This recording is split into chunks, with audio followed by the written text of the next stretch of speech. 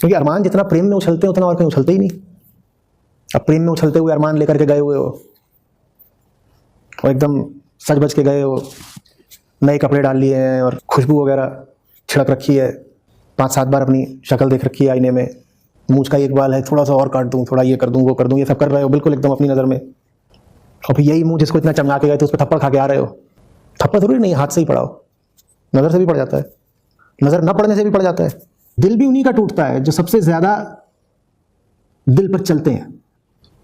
जिनका दिल दूसरों की अपेक्षा ज़्यादा साफ होता है सबसे ज़्यादा उन्हीं का टूटेगा। और अच्छा है कि टूट जाए। जब तुम्हें दिखाई दे कि वो सब कुछ जो तुम्हें बहुत प्यारा लग रहा था वैसा था ही नहीं जैसा तुम उसे सालों तक समझते रहे। हमें जब कहीं सुख मिलने लग जाता है ना तो हम वहाँ ज़्यादा पूछताछ करते नहीं हैं। समझ में आ रही है बात? क्योंकि पूछताछ करने में खतरा रहता है, कहीं कोई ऐसी बात ना सामने आ जाए जिससे सुख छिन जाए या ख़त्म हो जाए। लेकिन तुम पूछो चाहे नहीं पूछो, चीज़ तो चीज़ होती है, अगर वो मौजूद है तो है। तुम्हारे ना पूछने से सच्चाई मिट तो नहीं जाती। ये बड़ा ताज्जुब होता है।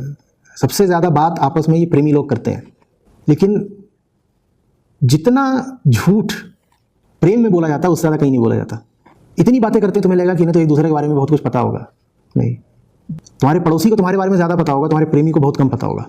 तो असली सवाल कभी पूछेगा नहीं और तुम नकली चेहरा दिखाने से कभी बाज आओगे नहीं। रिश्ते का आधार ही झूठ। दुनिया भर की बातें कर ली जाएंगी, असली बात कभी नहीं की जाएगी, क्योंकि वहाँ खतरा है। असली बात कर दी गई तो कहीं सुख न छिन जाए। एक झटके में छिनेगा, जैसे एक झटके में ब्रेकअप होता है।